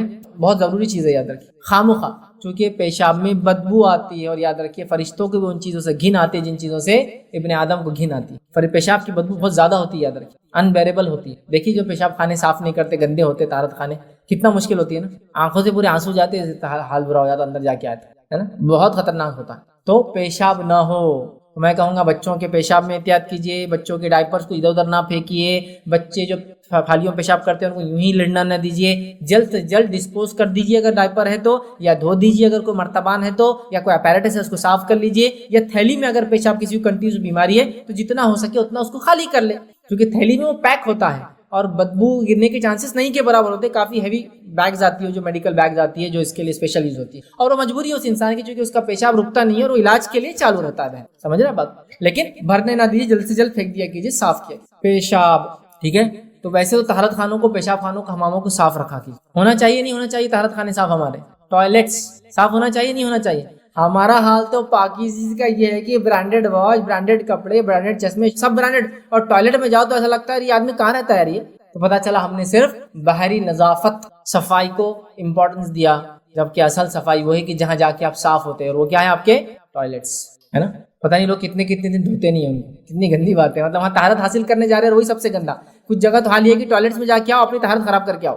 اور طہارت کرنا نہیں، طہارت بگاڑ کے آتا ہوں بولنا پڑے گا ذرا، کیونکہ اتنے گندے ٹوائلٹس. اور ہم کو تھوڑا اپڈیٹ ہونا پڑے گا اس میں، ٹوائلٹس کا صاف صفائی کا ہمیں خیال رکھنا پڑے گا. نبی اکرم صلی اللہ علیہ وسلم پیشاب کے چھینٹوں سے بچنے، پیشاب اور پیخانہ کی گندگی سے بچنے اتنی احتیاط کرتے تھے، کیا بتاؤں. سمجھے آپ؟ طہارت خانہ تو آپ نے بنا دیا، طہارت خانے بھانڈے کا پین لگا دیا. پین سمجھتے آپ؟ خالی سا گول آتا ہو اور اتنا خالی 3 انچ ڈیپ رہتا ہو. اب پیشاب کیسا کرنا اس میں؟ جب پیشاب کی دھار جائیں گی تو 3 انچ تو اڑنا چاہیے اس کے اوپر. تو کیوں فکر ہونا چاہیے نا، اپنے طہارت کا مسئلہ ہے، اپنی صفائی کا مسئلہ ہے، تو بھانڈا کیسا ہو، فٹنگ کیسی ہو، اس کی کوالٹی کیا ہو، تاکہ پیشاب گرے تو چینٹے نہ اڑے. اچھے کوالٹی کے جو بھانڈے ہوتے ہیں اسی لیے اتنے مہنگے ہوتے ہیں کہ تو کتنے بھی پریشر سے اس پہ دھار گرے چینٹے باہر نہیں آئیں گے اس کی، اسی لیے اس کو پیسہ اتنے مہنگے ہوتے ہیں. تو وہ لوگ جانتے ہیں کہ باہر چینٹے اڑیں گے تو پیشاب ایک اچھی چیز نہیں ہے، یہ بہت سارے ڈیزیز کو ٹرانسفارم کرتا ہے. اور کتنی ساری بیماریاں صرف انسان کو اس لیے ہوتی ہے کہ وہ کامن ٹوائلٹس یوز کرتا ہے، پبلک ٹوائلٹس جو صاف نہیں ہوتے ہیں. معلوم آپ کو کئی بیماریوں کا سبب وہ پبلک ٹوائلٹس ہوتے ہیں. کتنے آپ آرٹیکل اس سے پڑھ سکتے ہیں جو صاف نہیں ہوتے، آپ بنداس چلے جاتے ہیں لیکن وہ کنٹینیوس گندگی رہنے سے ڈیزیز ڈیولپ ہو جاتے ہیں. اپنے گھر کو بھی سوچ سمجھ کے بھانڈا بٹھائیے. کتنا سوچ سمجھ کے گھڑی خریدتے ہو نا، گھڑی کیا صرف ٹائم دکھاتی ہے، طہارت خانہ بہت امپورٹنٹ ہے. اسی لیے بہت سی بار میں نوجوانوں کہتا ہوں، نوجوانوں شادی ہو رہی ہے نا تو بستر نیا خریدنا، پلنگ نیا خریدنا ضروری نہیں ہے. ٹوائلٹ تمہارا اچھا ہونا، اس کے اندر گیزر ہونا ضروری ہے تمہارے، اس لیے کہ تمہارے غسل کا مسئلہ ہے، تمہاری طہارت کا مسئلہ ہے، وہ زیادہ امپورٹنٹ ایشو ہے. پتا چلا روم تو ایسا سجا دیا کسی کو انتہا نہیں، اور ٹوائلٹ ایسا کہ اندر گئے تو وہیں چکر کھا گر جانا آدمی. نہیں، اس کو چونکہ عادت ہو جاتی ڈیلی جانے سے. ہاں وہ ہے اصل چیز صاف صفائی. کچھ قوموں کا حال یہ ہے جو لوگ کمپنیز وغیرہ میں ہوں گے، چائنیز یا جاپانیز لوگوں کو خاص طور سے آپ دیکھیں، اگر آپ سے کوئی ڈیل کرنا ہے تو پہلے وہ ٹوائلٹ کو جائیں گا آپ کے، اور پھر آ کے فائنل ڈیل کریں گا آپ سے. کیونکہ وہ آپ پہ جب تک اعتماد نہیں کریں گا جب تک کہ وہ دیکھ نہ لے کہ آپ صفائی کے معاملے میں کیسے ہے، اور اس کا پیمانہ صفائی کا آپ کا طہارت خانہ ہوتا ہے، اور بہت صاف صفائی کی عادی ہے. جاپانیز ٹوائلٹس تو آپ کو یہ کاسٹ میں ملیں گے کہ 20 لاکھ 25 لاکھ اور 30 لاکھ کے بھانڈے آتے ہوں گے سر. آپ بولیں گے ایسا کیا کرتا ہے اس پہ، تو آپ نیٹ پہ جا کے دیکھ لیجیے کیا کیا کرتا ہے اس پہ، کہ میں نہیں بتا سکتا. اتنے کاسٹلی، گرم ٹھنڈا، ایسے بھی کہ جو آپ کے بیٹھنے سے پہلے آپ کے باڈی ٹیمپریچر کے حساب سے اپنے آپ کو سیٹ کر لیتا کہ بیٹھتے ٹھنڈا نہ لگے، ایسے بھی کوالٹی کے. پانی کا سسٹم، الیکٹرانک پورا دھلانے کے لیے ہاتھ نکل رہا ہے، سب چیز، مطلب کچھ اس کو یوز کرنے کی ضرورت نہیں. اتنے سوفسٹیکیٹڈ یوز کرتے، بہت صاف بہت صاف بہت صاف رکھتے ہیں. اور آپ کو پتا ہے وہ ہر چیز اسی میں کرتے ہیں. ان کو خے بھی کرنا تو بھانڈے منہ ڈال کے کرتے ہو، واقعی میں اتنا صاف رکھتے ہیں. ان کو خیا ہے تو ہمارے پاس واش بیسن کی طرف بھگتا آتی ہے، وہ لوگ بھانڈے کی طرف بھگتے، اس کو پکڑ کے کریں گے خیر اس کے، کیونکہ اتنا صاف رکھتے ہیں اس کو. بچے کے لیے چھوٹی ہائٹ کا، بڑے کے لیے بڑی ہائٹ کا. صفائی صفائی صفائی. پیشاب جس گھر میں ہوتا ہے، مرتبان میں، پینس میں، یوں ہی پھیلاوا گراوا، ٹوائلٹ گندا ہونا سمجھ میں آ رہا، وہاں تو صاف ہونا منع ہے، کیوں تو فرشتے نہیں آتے چونکہ اس کی بدبو گھن کے وجہ سے، واللہ عالم جو بھی وجوہات ہیں. تو پیشاب ہو نہیں آتے. اور کوئی بھی ہرگز غسل خانے میں پیشاب نہ کرے، غسل خانے میں پیشاب نہیں کرنا چاہیے. اب اس پہ علماء کی مختلف فتاوے ہیں کہ وہ غسل خانے اس زمانے میں ٹائلز وغیرہ نہیں ہوتے تھے، مٹی ہوتی تھی، اور مٹی پہ وہ غسل کرتے تھے، پانی نیچے جذب ہو جاتا تھا اس ٹائم، اس وجہ سے منع کیا گیا. آج چونکہ سوفسٹیکیٹ ہوتے ہیں، سسٹم ہوتا ہے، موہری ہوتی ہے، فلشز ہے، پانی بہت زیادہ عام طور سے مل جاتا ہے. فتاوے ایک الگ بات ہے، لیکن عام بات یہ کہ احتیاط کرو تو بھیا اچھا، چونکہ حدیث میں مت کرو تو مت کرو، سمپل. اٹیچ ٹوائلٹ ایک الگ چیز ہے. غسل خانہ اور ٹوائلٹ اگر اٹیچ ہے تو ایک الگ مسئلہ ہے، یاد رکھیں، کیونکہ وہاں ٹوائلٹ کا ایک اسپیسیفک جگہ ہے، غسل خانے کی اسپیسیفک جگہ ہے. ٹھیک ہے، اسی وجہ سے کچھ لوگ بولتے ہیں غسل خانہ اٹیچ نہیں ہونا، لیکن ایسا مسئلہ نہیں، اٹیچ ہونے میں کوئی حرج نہیں، کیونکہ آج کل ہر چیز دونوں سیپریٹ ہوتی ہے، اس کا پورا لمٹ ہوتا ہے، اس کو الگ بناتے ہیں، اس کو الگ بناتے ہیں، تو انشاءاللہ کوئی مسئلہ نہیں. ٹھیک ہے، لیکن احتیاط کریں آپ کے پیشاب کہیں بھی گھر میں نہ ہو، بچوں کا ہو، یہ ہو وہ ہو، بڑوں کا ہو، بیمار کا ہو، مریض کا ہو، احتیاط کریں، فوراً صاف کریں اور اپنے گھر کو پاک رکھیں تاکہ فرشتے آتے رہے. چھٹی چیز جس کی وجہ سے فرشتے رحمت کے گھر میں نہیں آتے وہ کیا ہے؟ جہاں بدبو ہو، صحیح مسلم کی روایت ہے، نبی اکرم صلی اللہ علیہ وسلم فرمایا، کہا صحابی کہتے ہیں کہ آپ نے فرمایا جو شخص اس درخت یعنی لہسن میں سے کھائے، اور کبھی فرمایا جو شخص اس درخت یعنی پیاز میں سے جو کھائے، آپ نے فرمایا وہ ہماری مسجد میں نہ آئے، اس لیے کہ فرشتوں کو بھی تکلیف ہوتی ہے ان چیزوں سے جن سے ابن آدم کو تکلیف ہوتی ہے۔ جو پیاز کھائے، آپ نے لہسن کی طرف جھاڑ کی طرف اشارہ کیا اور پیاز کے جھاڑ کی طرف اشارہ کیا، کبھی اس کی طرف کیا کبھی اس کی طرف کیا، اور کہا کہ جو یہ کھائے اور یہ کھائے یا یہ کھائے اور یہ کھائے وہ ہماری مسجدوں میں نہ آئے، چونکہ جس چیز سے ابن آدم کو تکلیف ہوتی ہے اس سے فرشتوں کی وجہ۔ ابن آدم کو کس سے تکلیف ہوتی ہے؟ ہائی اسمیل، ہے نا، لہسن کی اسمیل کتنی ہائی ہوتی ہے نا، پیاز کی اسمیل، تو لہٰذا کچی پیاز اور کچا لہسن کھا کر آپ مسجد نہ جائے جب تک کہ آپ منہ صاف نہ کر لیں، کیونکہ اس سے فرشتوں کو کیا ہوتی ہے؟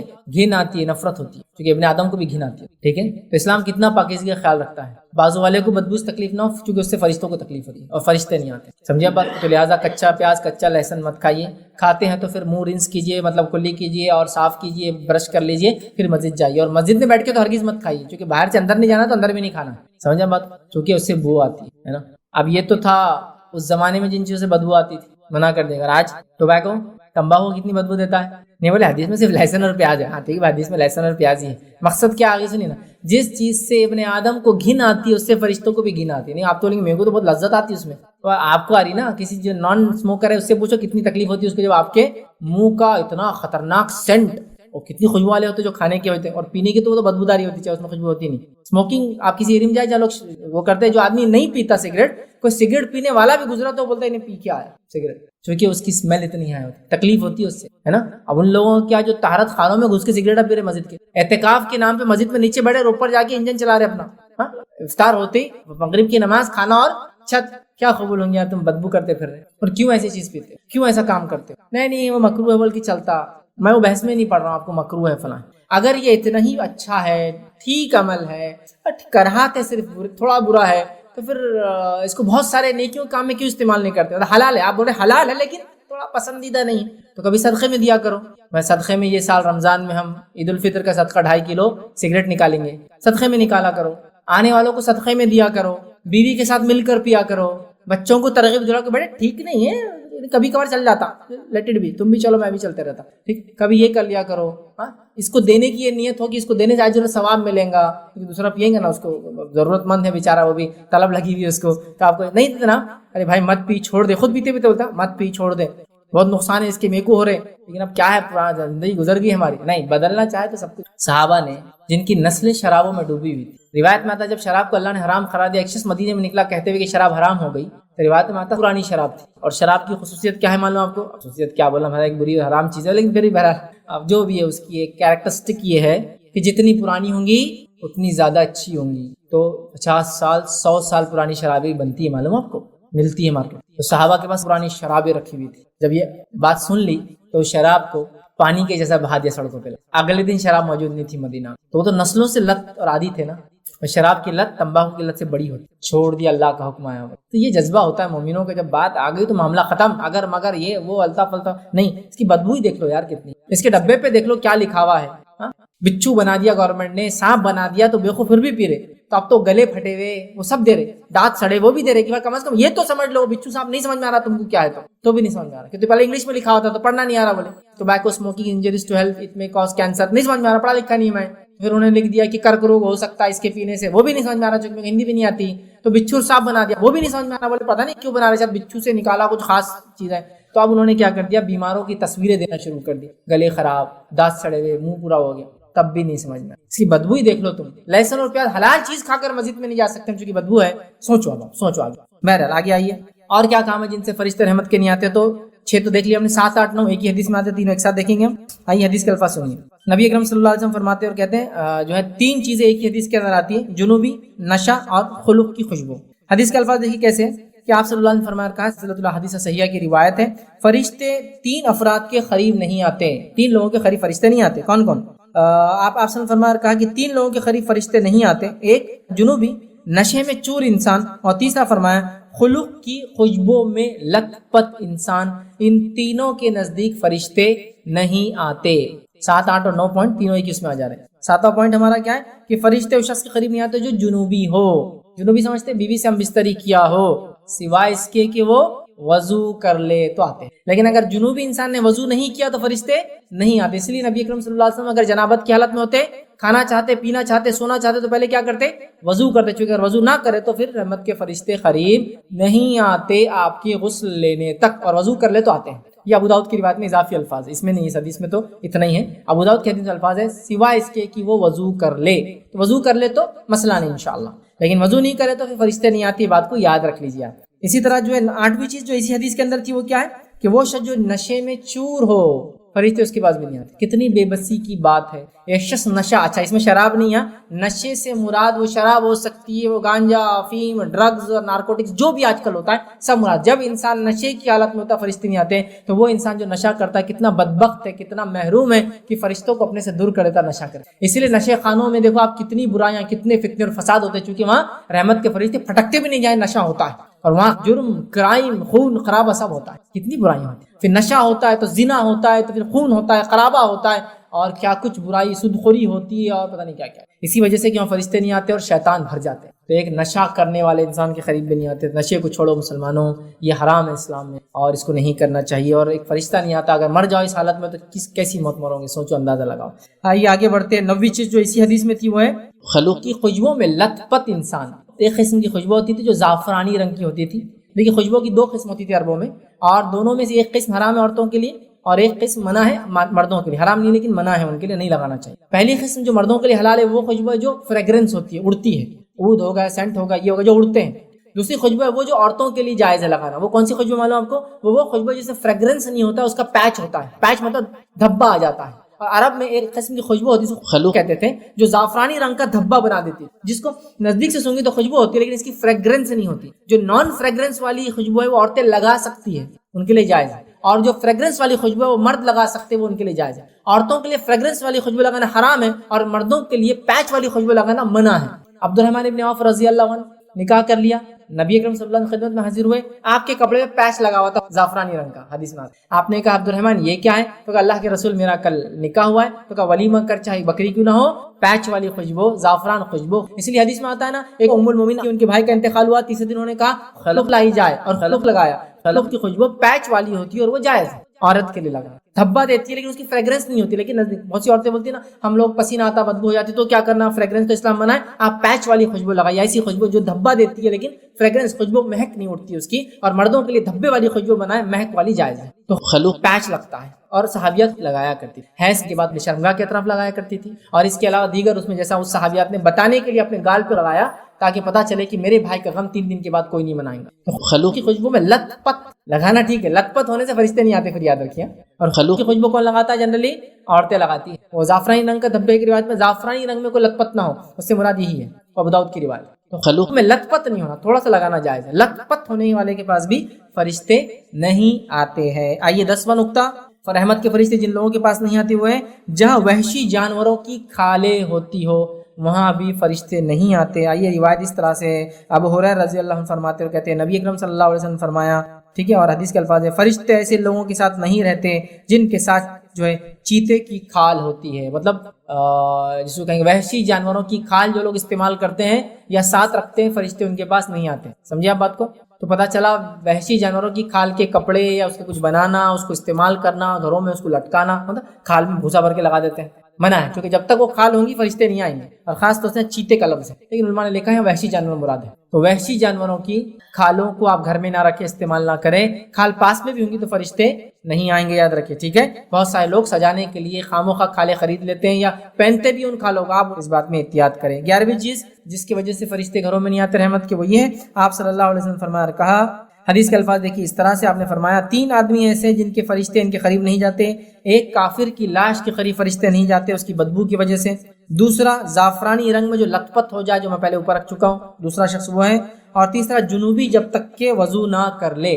تو جنوبی اور زعفرانی رنگ تو آلریڈی پہلی حدیث میں ہو چکا. اس حدیث سے ہم صرف ایک نقطہ لیں گے، اور وہ ہے کہ جو انسان کفر کی حالت میں مرا ہو، اس کی اسمیل آتی ہے، فرشتے اس سے دور چلے جاتے ہیں. یہ 11واں نقطہ تھا ہمارا ادھر، اس سے فرشتے دور چلے جاتے ہیں. تو یہ وہ شخص ہے جو کہ یہ کفر کی حالت میں مرا، اس کو بدبودار کفن پہنایا جاتا ہے، اس کے جسم سے بدبو آتی ہے، فرشتے اس سے دور بھاگ جاتے ہیں. یاد رکھیے 12واں وہ عمل جس سے کرنے سے فرشتے قریب نہیں آتے ہیں، وہ عمل یاد رکھیے کیا ہے. وہ عمل یہ ہے جو ترغیب کی روایت ہے، حدیث کے الفاظ سنیے، یہ نبی اکرم صلی اللہ علیہ وسلم فرمایا کہا خطا رحمی کرنے والے پر فرشتے نہیں اترتے، رحمت کے فرشتے اس شخص کے پاس نہیں آتے جو خطا رحمی کرتا ہے۔ خطا رحمی رشتوں کو توڑنے والا ہے۔ اللہ رحم کرے آج ہم نے رشتوں کو توڑ کے اپنا حال یہ کر لیا کہ آج رحمت کے فرشتوں سے ہم مکمل محروم ہو چکے ہیں۔ اچھا، رشتوں کو جوڑنے میں تکلیف تو ہوتی ہے نا، اس لیے تو اجر ہے۔ اسلام کسی چیز کا اجر کب دیتا ہے؟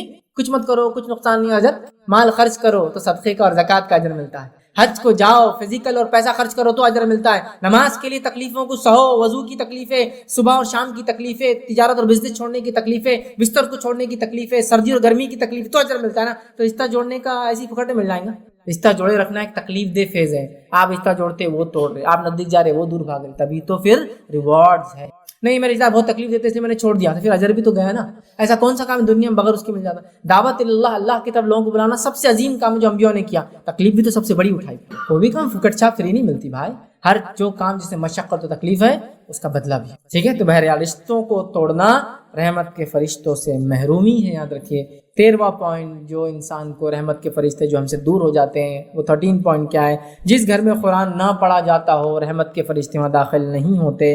آئیے حدیث کے الفاظ، تھوڑی لمبی حدیث کے الفاظ یہ ہیں۔ انس بن مالک رضی اللہ عنہ فرماتے اور کہتے ہیں کہ آپ صلی اللہ علیہ وسلم فرمایا جہاں تک ہو سکے اپنے گھروں کو نور سے بھر دو، بے شک جس گھر میں قرآن کی تلاوت ہوتی ہے وہ اپنے گھر والوں پر کشادہ ہو جاتا ہے اور خیر اس میں بڑھ جاتا ہے اور فرشتے وہاں آتے ہیں اور شیطان اس گھر کو چھوڑ کے بھاگ جاتے ہیں، اور جس گھر میں قرآن کی تلاوت نہ ہوتی ہو وہ گھر والوں پر تنگ گھر ہو جاتا ہے اور اس کی جو ہے خیر گھٹ جاتی ہے اور فرشتے اس کو چھوڑ دیتے ہیں اور شیاطین وہاں آ کر بس جاتے ہیں، ان کے اڈے بن جاتے ہیں وہ گھر۔ اب اپنے گھروں کے حال دیکھ لیں، ہم نے اپنے گھروں کو شیطان کے اڈے بنایا ہے یا فرشتوں کا اڈا بنایا ہے؟ اڈا جمع ہونے کی جگہ کو بولتے ہیں، ایک جگہ جہاں جاتے ہیں ہوائی اڈا، ہوائی جہاز وہیں اترتے ہیں وہیں سے اڑتے ہیں، ٹھیک ہے۔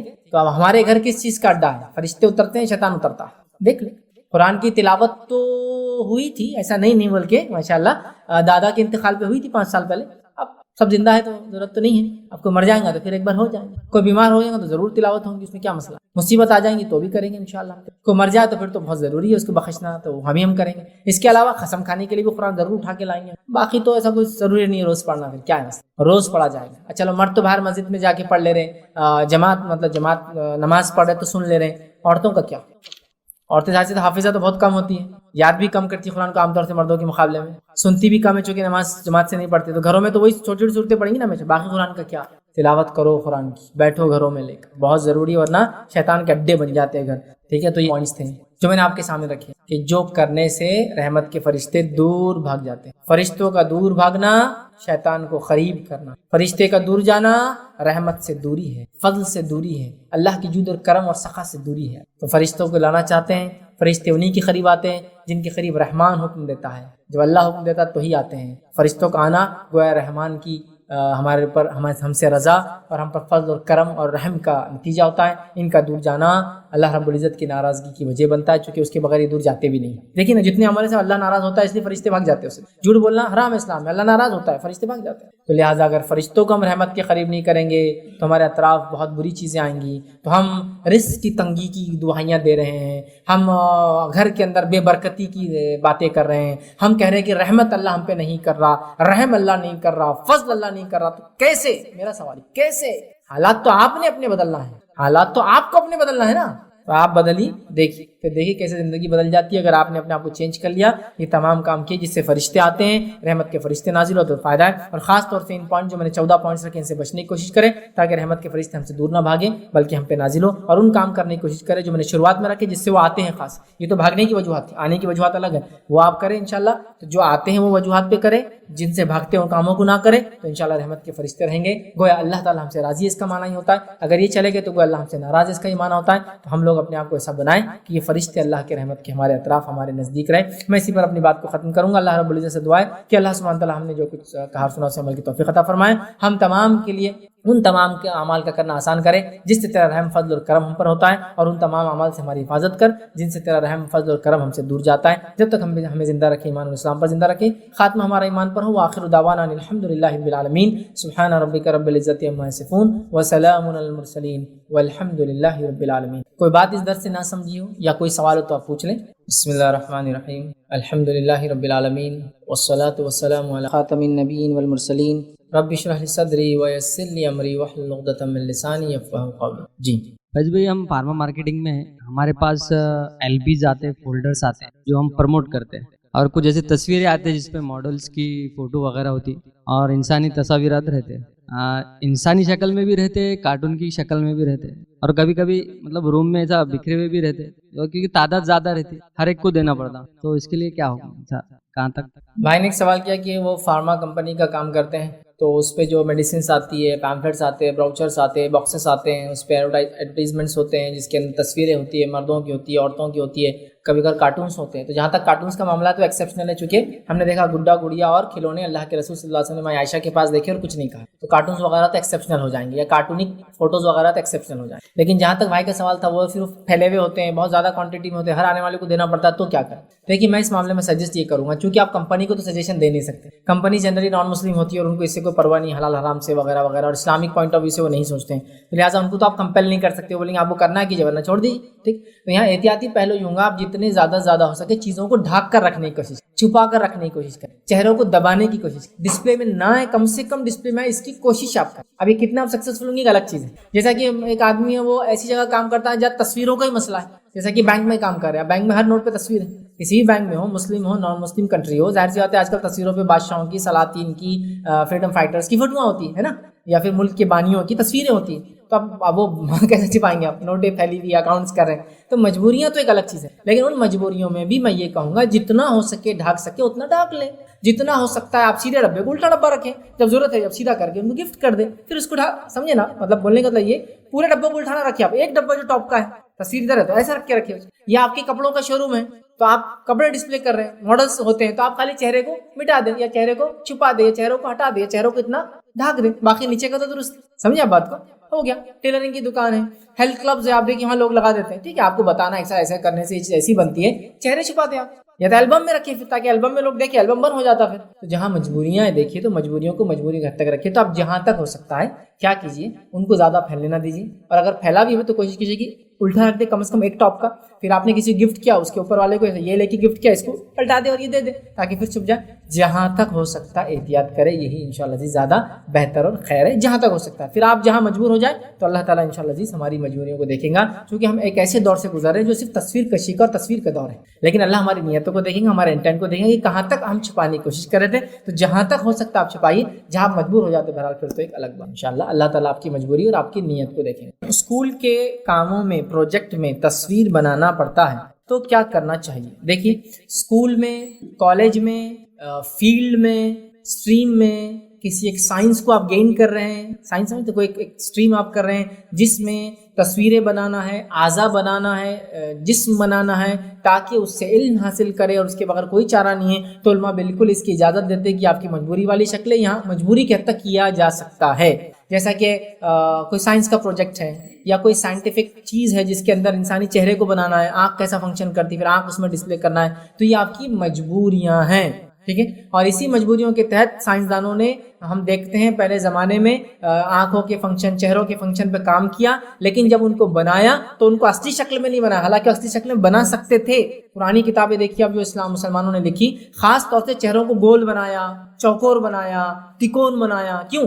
ایسے چہرے ہوتے کہ گول چہرہ، چوکور چہرہ، تکون چہرہ، لیکن سائنسی کتاب میں تاکہ اصلی شکل بنانے سے بچ جائے بول کے انہوں نے یہ کام کیا تھا. لیکن اگر آپ کا سائنس کا پروجیکٹ ہے اور وہ ایک فن سیکھ کے آپ انسانیت کو بڑا نفع دینے والے انشاءاللہ، اور وہ آپ کی مجبوری ہے، وہ کورس ہے، تو علماء لکھتے ہیں اس میں کافی فتاوے، مجبوراً جتنا ہو سکتا اتنا آپ کریں، جہاں آپ چھوڑ سکتے ہیں وہاں چھوڑنے کی آپ کو، جیسے جہاں آپشن رہتا ہے کرو یا نہیں بھی کرے چلتا، تو جو مجبوریاں وہ کر لیں، باقی آپ چھوڑ دیں. یہی انشاءاللہ خیر اور بہتر کا باعث اور سبب بنے گا انشاءاللہ. السلام علیکم. آپ نے ایسے گھنٹی کا بتایا، تو آج کل جو ڈور بیلز ہوتی ہے تو اس کا کیا معاملہ رہے گا؟ ڈور بیل بند کرنا چاہیے یا پھر اس کا کیا معاملہ ہے؟ بھائی نے سوال کیا کہ جیسا ڈور بیل کا مسئلہ ہے، گھنٹی کا مسئلہ ہے، تو اس معاملے میں کیا کریں؟ دیکھیے اس معاملے میں علماء نے پہلے تو یہ لکھا، جو فتاوے میں نے پڑھے، کہ آپ کوشش کریں کہ جو بنانے والا ہے اس کو ڈیمانڈ کرے کہ ایسی بیل دے جس کے اندر انسانی آوازیں وغیرہ ہوں، جیسا کہ کوئی بیل دبایا کسی نے تو اندر آتے السلام علیکم باہر کوئی آیا ہے یا اس طرح کا کچھ. لیکن ہم جانتے ہیں ہمارے ملک میں تو ناممکن جیسی بات ہے کہ ایسی کوئی بیل ملے، سمجھے نا، ہونا چاہیے ایسا، لیکن نہیں ہے. اب چونکہ مجبوری ہے، گھر بڑے بڑے ہیں، بیل نہیں ہوں گی تو آواز اندر تک نہیں جائیں گی، اور مجبوری کے علاوہ کوئی چاہ رہے ہیں تو یہ مجبوری والی شکل ہے، لہٰذا اس میں सिंपल से सिंपल ऐसी चीज घंटी लगाई जाए जो किसी की इबादत की मुशाबियत ना करती हो आवाज में, तो इंशाअल्लाह अज़ीज़ ये मजबूरी वाली कैफियत में इंशाअल्लाह अज़ीज़ माना जाएगा। फिर अल्लाह बेहतर जानता है क्या है, लेकिन ये मजबूरी वाली कैफियत, समझे आप। तो लगाई ऐसी जाए जो बहुत सिंपल हो, खड़क फड़क ना हो और किसी के मजहबी चीज को कॉपी ना करती हो, सिंपल ऐसी कोई घंटी आवाज लगाई जाए। लेकिन बेटर है अगर ह्यूमन वॉइस, ह्यूमन वोकल आवाज हो, जैसा कि अस्सलाम वालेकुम बाहर कोई आया देखिए, या बाहर कोई आया है, या कुछ ऐसा अगर होता है तो बेस्ट है। बट अगर पॉसिबल नहीं है तो अगर बिल्कुल एक सिंपल सी आप लगा लें, ये मजबूरी वाली कैफियत है, क्योंकि ऐसी चीज़ मिल नहीं रही है और घर बड़े बड़े हो चुके हैं, 100 फीट लंबा घर है, आपको वहाँ से आवाज़ देंगे तो ना खटकी की आवाज़ जाती है ना वगैरह, तो ये मजबूरी है। तो फिर इसको मामले को हल करें, या फिर इंटरकॉम जैसी कोई चीज़ लगाएं जिसमें बाहर वाला बेल की जगह बटन दबा के आवाज़ बोलता है, वो आवाज़ अंदर आती है फिर आपको कि अस्सलाम वालेकुम मैं बाहर खड़ा हूँ, कोई है घर, आप जाके देख सकते हैं। मेरा वल्लाह वालम जो हो सकता, मजबूरी है तो आप सबसे सिंपल लगाए, किसी मजहब की या किसी इबादत की मुशाबियत ना करती हो बेल, कोई म्यूजिक ना हो, तड़क फड़क ना हो, सादा सा कोई जिससे आपको अंदर मालूम हो जाए कि बाहर को आए, ऐसा कुछ लगा ले इंशाल्लाह, फिर वो ज़्यादा बेहतर होगा इंशाल्लाह। मेरा एक सवाल के दो हिस्से हैं, एक मतलब घंटी की आवाज़ का और दूसरा तस्वीर के ऊपर। घंटी की आवाज़ जो हम मतलब यूज़ करते हैं छोटे बच्चों को बहलाने के लिए, क्या वो जायज़ है? और मतलब आजकल हर अशिया के ऊपर तस्वीर का इस्तेमाल हो रहा है, चाहे कपड़े खरीदो, कोई भी कैरी बैग से लेके हर चीज़, तो उनके इस्तेमाल को किस हद तक रोक सकते हैं? उसके लिए भाई ने सवाल किया कि बच्चों को बहलाने के लिए घंटी वगैरह वो करना, तो देखिए झुंझुना वगैरह या इस तरह की चीज़ें जो बच्चों को बहलाने के लिए वगैरह होती है, इस ताल्लुक से मैंने कुछ फतावे पढ़े थे कि कुछ हद तक उलमा ने कहा कि दुरुस्त है, लेकिन इंशाल्लाह मैं अगले हफ्ते उसको और एक बार रिवाइज करके, लेकिन बच्चों के लिए जो चीज़ें उनकी आंखों पे नहीं पहनी जा रही, उनके साथ नहीं रखी जा रही, लेकिन अलग से होती है, वो चाहे पत्थर भरे हुए होते हैं अंदर कभी, या कुछ किस्म की चीज़ जिससे वो बचता है हिलाने से, जिससे बच्चा बहल जाता है, फतावे तो है मौजूद इंशाल्लाह की वैसी चीज़ें इस्तेमाल की जा सकती है, क्योंकि मकसद घंटी नहीं है, मुतनब्बे करना नहीं, बच्चे को सिर्फ बहलाना करना है आवाज़ करके, तो इंशाल्लाह उसमें कोई मसला नहीं है, जबकि वो म्यूजिकल इंस्ट्रूमेंट ना हो, खाली इस टाइप की रफ चीज़ें डब्बे में कुछ भर दिया बजा रहे, म्यूजिकल इंस्ट्रूमेंट होगा तो फिर तो यकीनन मना है। दूसरा भाई का सवाल था हर चीज़ पे तस्वीर आती है, यकीनन बहुत सारी जगह तस्वीरों से बचना मुहाल है, बहुत सारी चीज़ें हो नहीं सकती। जैसा मिसाल के तौर पे बच्चों के कपड़े लेने जाइए, बच्चों के लिए कुछ चीज़ें लेने जाइए, आपको कुछ भी बगैर तस्वीर के नहीं मिलेगा, ठीक है।